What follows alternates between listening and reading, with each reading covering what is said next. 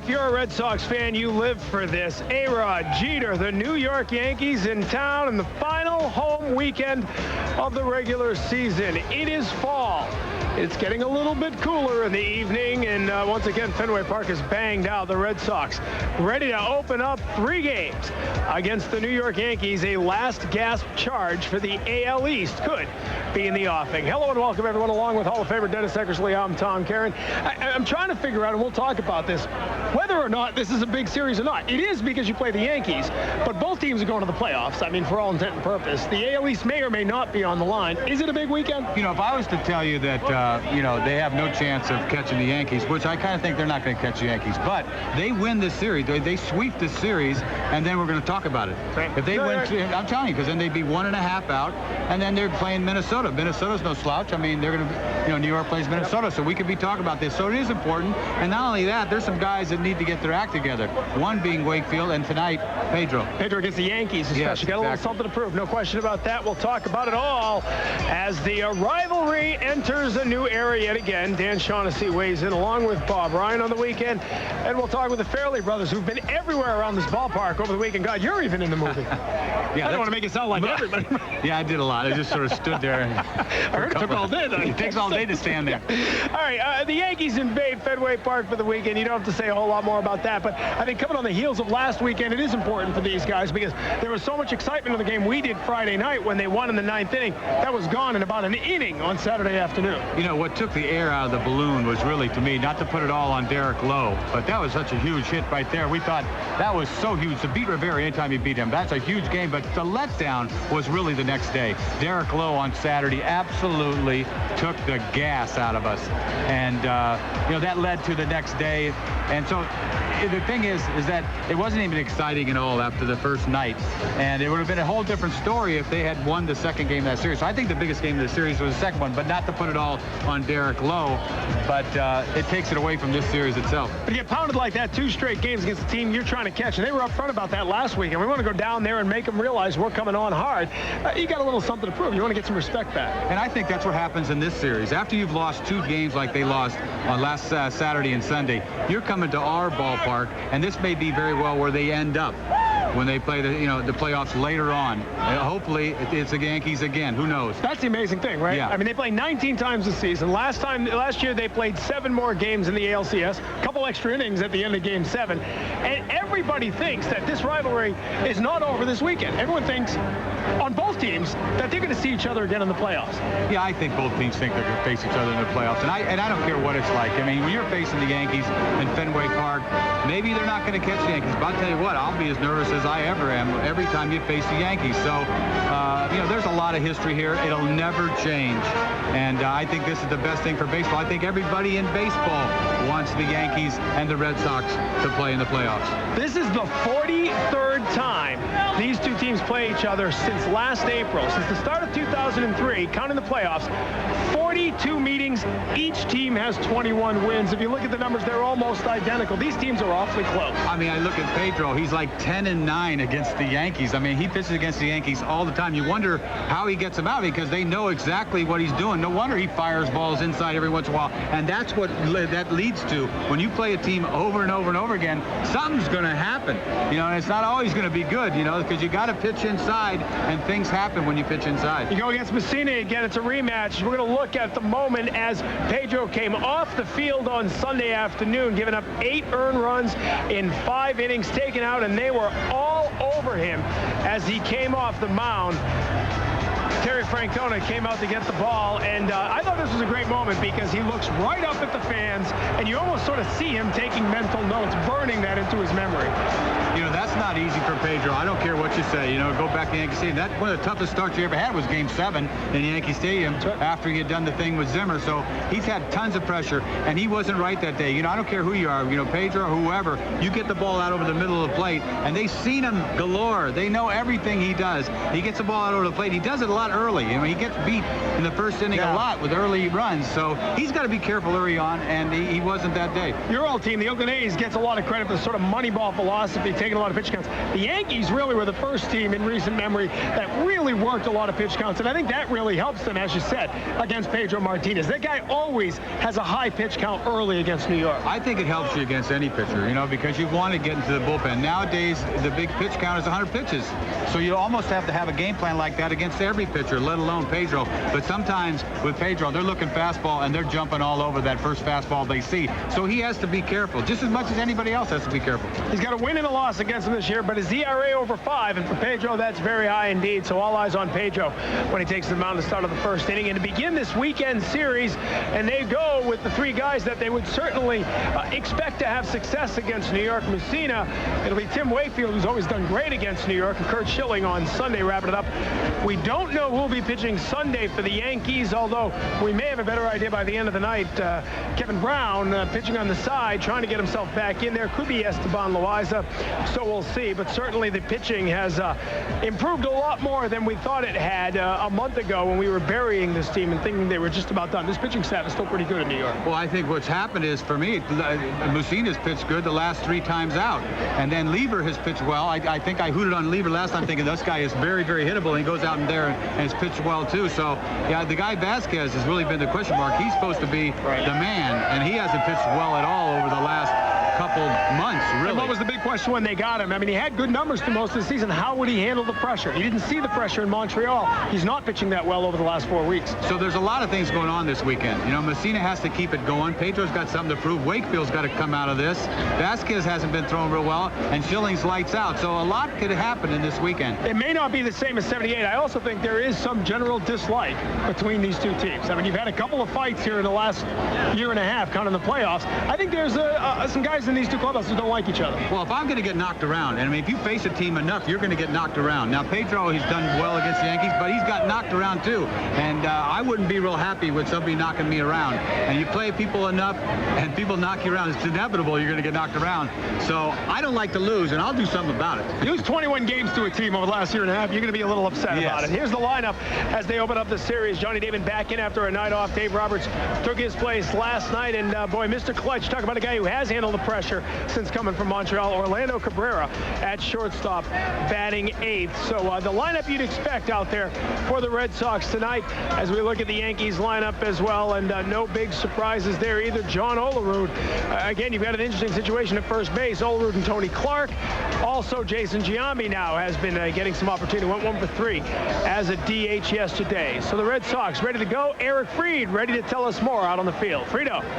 All right, Tom, thanks very much. And they are trying to focus on the importance of this game in this series. And again, it's back to the 1 day at a time thought for the Red Sox. That's really been their mantra all season long, but no more so than this weekend, because they have to get past tonight in order to get even closer to try to keep hope alive in the American League East. And yes, there is some dislike. There is no love lost as the Yankees are on the field taking batting practice behind me here at Fenway Park. The Red Sox, after losing last night's game, turned their focus squarely on the Bronx Bombers. Not really. I prefer not to face a team back-to-back outings, but if that's the way I have to do it. We feel great about our team. So I mean, that's all I can say about that. I mean, we would love to win this division. It's just going to be an exciting series. We got a chance to come out and set some momentum, you know, going into the series and try to win games. Like I said, we got to win baseball games. When you win baseball games, good things happen. So we're obviously going to need some help, you know, along the way, because we only got 3 games left and we're 4.5 out. But if we have a chance to come out here and do what we would love to do, which was sweep them, you know, then you build on that. So you don't know what's going to happen these next 10 days, and you don't know how they're going to play, and you don't know how we're going to play. We just got to go back in the win column and just, you know, good things happen, worry about ourselves. Meeting number 17 between the 2 teams this season, and the Red Sox with a win here today would clinch the season series. They haven't won the season series against the Yankees since 1999. On the mound for the Red Sox, Pedro Martinez, making his 200th start in a Red Sox uniform, coming off one of his poorer outings of the year when he went 5 innings plus, giving up the 8 runs down at Yankee Stadium. Now he faces the Yankees here. It's his first start since getting roughed up down in the stadium, and Pedro says that's not necessarily a good thing for him to face the same team back-to-back times. Not really. I prefer not to face a team back-to-back outings, but if that's the way I have to do it, I have to do it. And I'm not afraid. It don't matter what happened the other game. It could be totally different this game. And, you know, Pedro will be ready to bring it here tonight against the New York Yankees, trying to get a little payback and try to inch the Red Sox closer to the Yankees and try to prevent the Yankees from pulling away in the East. Much more on the matchup coming up with Dan Shaughnessy and Bob Holler in a few minutes. But now we go back out to Tom Caron. Tom. All right, Peter, thanks very much. First impression, so important. Pedro Martinez trying to make a first impression against the Yankees tonight. We will talk much, much more about Pedro and his career against the Yankees. First, our Boston.com sports question. Which statement best describes your feelings on this weekend series of the Yankees? If the Sox sweep, the division is in play. Counting down the days until the Sox clinch the wild card. Results later in the broadcast.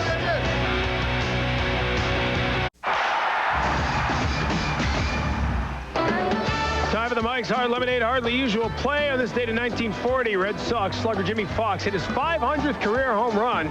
During the game, George Castor of the Philadelphia Athletics allowed 6 home runs to the Sox. Now, Bob Ryan didn't cover that game, but he's covered a lot of these games for the Boston Globe. Joining us now. And the big talk today is Kevin Brown. Had a side session here, as it turns out. What's the latest? Latest is that he's in the mix, quote-unquote, for a Sunday start. The big issue is not his arm. He looked very good in the bullpen session. It's his left hand, which is the one he broke 3 weeks ago today, and whether or not they have a glove within a glove that will work, that will cushion and enable him to catch the ball without excessive pain. And they're not sure. It's legal, whatever they're going to use. And so Joe Torre has not ruled it out. Brown himself said, I'll do whatever they want. Obviously, I'd like to be, and I feel that he could pitch, and pending this whole thing with the glove within the glove. But that's big news for the Yankees, naturally, if Kevin Brown can go instead of Loaiza, for sure, if it is Loaiza, which I think is the other most logical. Either way, it's a huge boost to have Kevin Brown pitch. Of course, he's Kevin Brown. I mean, you know, he can be a great pitcher. Now, this glove within a glove, they tested it today? I'm not sure. I mean, I don't, there's something missing. I mean, I think but yeah, they, in other words, how effective it's going to be. And Joe said either it's going to be or it isn't. And now it's going to be a lot of factors. Joe wants to make sure that he doesn't let Brown emotionally browbeat him, if you will, you know, and in the pitching. He said, for example, I want to make sure, you know, I know he feels badly. I mean, he did a dumb thing. I mean, my God, you know, in a pennant race, he did a very, very dumb thing. I just want to make sure, he said, that he doesn't think, well, I did a dumb thing, now I'm going to come back right away. He said, it's like you run a red light, so then you stop at the next green light. You know, no, nothing like that. You know, we can't have that. But do the Yankees without Brown, could they win this thing without Brown? The whole thing? The whole thing. No. Okay. I don't think so. I don't think they're winning the whole thing anyway. Okay. I mean, not just because I think the Red Sox have a very good chance, but I just don't think the Yankees are going to win the whole thing. That's just my guess, gut feeling. But I don't think so. Brown, at his best, I'm asking you, don't you think that at his best, he's the best pitcher they got? Oh, his absolutely. best is the best of all the guys. Messina, El Duque, Vasquez. Kevin Brown is a proven professional guy who's been there, who's got the great stuff. He's got that. I mean, he can throw 3 shutouts just falling out of bed when he's got his stuff. Yeah, to me, there's too many ifs in the starting rotation. And even in the bullpen, I mean, it's lights out, you know, 9th inning, 8th inning, but, you know, if they have a guy that they can't get past the 6th and 7th, you know, Quantrill's not all the main man either. I think he's kind of fizzled himself. Well, you know, 4th straight year of 80 games, and people all year, the press down there was saying, well, my God, Joe's leaning far too heavily on Quantrill and Gordon. I know Quantrill has not been as effective of late, particularly, so it's something for the, you know, something to consider. All right, the question about winning it all ties into, do you need to win the division? We're going to talk about that in a moment. First, let's hear what Joe Torre said last night about the Yankees trying to win the division. For a guy who had a dry career as a player, it means a lot to me.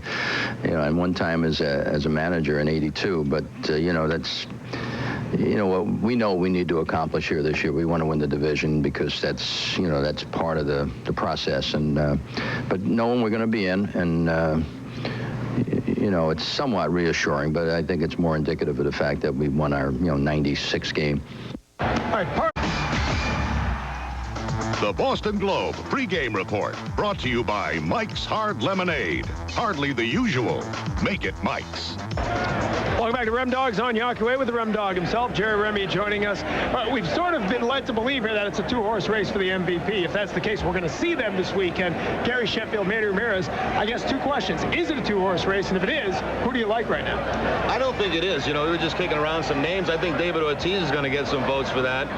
Johan Santana might get some votes for that. He's had a great year. You know what that feels like to have both, right? Yeah. That can happen. And without Santana, where would the Minnesota Twins be right now? I think Rivera might get some votes for the Yankees, you know, as their closer. But, you know, it probably will come down, I think, to Manny and Sheffield. And right now, I'm kind of leaning a little bit towards Sheffield. This guy's played hurt all season long in right field, and without him in their offense, it'd be quite different, you know. And especially with the pitching deficiencies they've had a lot of the year, he's made up an awful lot of the ground. I don't know, I got a feeling it's going to be spread out.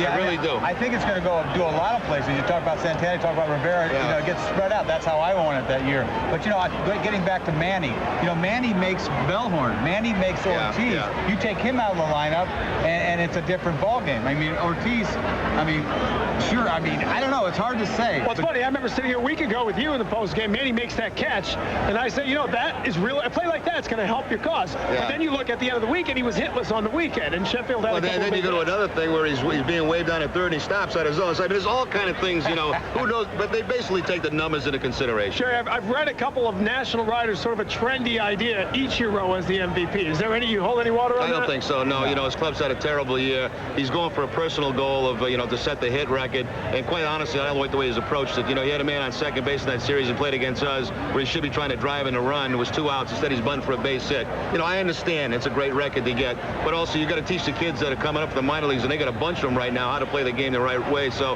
that kind of turned me sour on him in that series, and I was kind of glad he got the collar the next game. Young Kim got in the game last night. Obviously, Terry Francona was looking for an opportunity to bring him in. Was that the right opportunity, and what did it mean that he fell apart? Well, I don't think we'll see him again. I mean, I didn't see anything different last night in his performance than what I saw earlier in the season. You know, and Francona said today, well, his velocity was up a little bit. I didn't see it. It was 85, 86. His breaking ball was lousy. It was flat. And, you know, last night Francona was caught in one of those situations where I've got to save certain guys, you know, for this weekend because they had been worth 3 or 4 days in a row. But I was so stunned when I saw Kim come into the ball game. It's not like they were 10 runs behind, you know. 2 runs. And from what I saw last night, it's no improvement of what what he had early in the season. So, you know, who knows what the future holds for this guy. I mean, like I said, if it was 10-0 or something, a 10-run lead, and he goes out there and let's see what he can do if you're even thinking about him being in the playoffs. But he has absolutely no command. No. He had no chance in the playoffs, but he has no command. I know he hasn't pitched for a while. Velocity, who cares about velocity? He doesn't spot the ball. I thought that last year. He was all over the place. Yeah, that's, you know, it's an investment they made that right now I think they're very sorry they made. Well, you almost wonder, too, if it was, I call even activating him, because maybe they could have created some trade thought in the offseason saying he looked better. You know, I think it was they can't win anyway. I mean, because, you know, he goes hurt. You know, he pitches the minor leagues, not very successful down there. I was surprised to see him activated on this team. I didn't expect to see him at all. And now, you know, he comes in with that performance last night. There's not going to be many teams for $5 million. They're going to be knocking your door down trying to get him. So, you know, you just hope for a guy like him, he goes home and gets his act together, can do something to contribute a year from now. All right, we'll see. Rem, thanks very much. All righty. Enjoy the weekend. Jerry Remy with us here as we get ready for the big series with the Yankees. There they are out on the field getting ready. Dan Shaughnessy joins Eric Fried, help you get ready for the game next. Well, 3 games remaining between the Red Sox and Yankees. The Sox holding a 9-7 lead. A win tonight would give them the season series. Of course, we said that last Saturday and last Sunday, and we'll say it again tonight. They lost 10-1-9 a year ago, lost 10-1-9 a year before that. You hope that doesn't happen this year because that will have meant the Yankees swept the Red Sox this weekend. But let's not dwell on the negative. Let's go positive. Dan Shaughnessy joining Eric Fried out on the field. I'm sorry, Tom. I'm having trouble hearing you. The Yankees are walking off the field after batting practice, and the boos are raining down. So the crowd getting into it early on here at Fenway Park. And there are big series all across the country. And the big series out west in the National League and the American League. But let's just start right here and the importance of this one. The times we've talked over the last month and a half, it's been like, well, they're close to competing for the American League East, and this is the last gasp for the Red Sox. Yeah, I think we're all a little bit exhausted. This is, you know, the final 3 of the 19 meetings this year. It's been 42 meetings over 2 years, counting postseason. Neither team has established a foothold of superiority over the other one. The Sox 9-7 over them so far this year. The crowd's been pretty tame so far from what I've seen. Of course, the evening is young. And I think there's a lot of anticipation about Pedro, what he's going to do in the early innings tonight, how it's going to go. That the Yanks jumped on him in a big way on Sunday in Yankee Stadium, and he needs a better game plan to get loose and get throwing hard earlier tonight. All right, let's take a look around some of these other big series. How about the Texas Rangers? I mean, that is the object that's in the mirror that's closer than Anaheim and Oakland, it seems, right now. Texas is on the move yet again. It hasn't even occurred to me for like the last 5 weeks that they're in the mix, but obviously they're tied with Anaheim now. They're in the mix, and they have the easier weekend because they're playing Seattle while the other two are playing each other. So all of a sudden, they're in the mix with Minnesota, Oakland, Anaheim as a place where Boston may have to go. And a week from Sunday, the Sox are going to be in Baltimore, and they're going to be getting on a plane that night, going somewhere, unless, of course, they win the American League East and come back to Boston. But I still think that's a long shot. They got to sweep this weekend to do that. So, yeah, there's a lot of interest, and I think as this sorts itself out, and the Sox, don't win the East, do win the wild card, the whole issue next week is going to be what we're talking about now, which is Texas, Anaheim, Oakland, and Minnesota. Where are they going? I still think it's going to be Minnesota, but what happens this weekend goes a long way towards establishing who that is. And Oakland struggling, Texas exposing that pitching staff right now, much like the Red Sox did when they were out in Oakland a couple weeks ago. Yeah, I mean, as I look at those teams, you're told you have to worry about Oakland because they have the great pitching, but the Sox exposed them, made them look bad. Texas isn't supposed to have any pitching, and all of a sudden they come up with all these great games out of their guys. Anaheim looks like they're just falling apart. Minnesota has the two studs, or one super stud and another great pitcher, and a difficult place to win in. So pick your poison. The Sox have to just basically do what they do best, and they'll be okay. All right, National League, let's shift our focus there. We think this is the best rivalry in all of sports, but talking to Dave Roberts, who came over from the Dodgers, said Dodgers-Giants is pretty good too, and the Giants are the team that's showing a lot of staying power right now. And Dodgers have hit the skids here a little bit. It is good. I mean, looking at the Giants as a wild card team, all of a sudden they're a contender to win the National League West, so that changes the whole dynamic over there, and that could put the Dodgers in as a wild card team. Cubs still very much in the mix, Houston in the mix. I think the others are kind of falling back a little bit, but hey, I mean, this is the best time of year in baseball. You get 10 more games in the regular season, and then, another week and a half we get going. And so many meaningful games here on September 24th, heading right into the last week of the season as we get ready for the playoffs. But a playoff atmosphere expected here tonight as the Yankees and the Red Sox get together. More on the matchup coming up in a little bit. But, Tom, back to you. Think the atmosphere will be a little charged, do you, Eric? Say it again. There are more You think there'll be a little atmosphere out there tonight? Oh, no, just a tad. I think it's out on Yawkey Way right now, and they're waiting to come inside. That's just everyone following Dennis Eckersley around. We'll be back in just a couple of moments. A couple of guys from the Dropkick Murphys going to talk about, well, you've heard it by now, Tessie. It's the anthem of a nation, and it's sweeping New England and the world. It was one of the great moments of his career. Tonight, Ellis Burks, our Sovereign Bank player profile. Red Sox made a roster move after last night's victory in Seattle. They called up center fielder Ellis Burks from Pawtucket and demoted first baseman Pat Dodson to the Paw Sox. Might as well get your feet wet in a hurry, huh? Yeah, I'd say so. I'm a little nervous, but I guess that's from being the first time in a dome or first time in the major leagues. First at bat in the big leagues. I'm so nervous, man. Scott Bankhead was pitching, jammed the mess out of me, right back to him. I'm like, oh. First at bat ground ball to the pitcher. I go in the outfield, line drive to me in center field, shoestring catch, it hits and bounces out. I'm like, oh my God, I'm going back down. Playing alongside his boyhood idol Jim Rice, Burks had every right to be nervous. Yet the following night in Anaheim, Ellis more than made up for his shaky debut. And he drills one to left field for a base hit. It'll score 2 runs. The throw coming in. Too late at third base. 2-2. And Ellis Burks makes his first major league hit count. It was a long time ago, and certainly an inspirational story, battling back from multiple surgeries this season to get a pinch hit single in the 9th inning of last night's game. 133 games this year he has missed due to injuries. We'll take a break, come back, and fire up a little more talk of the rivalry. Red Sox and Yankees still to come.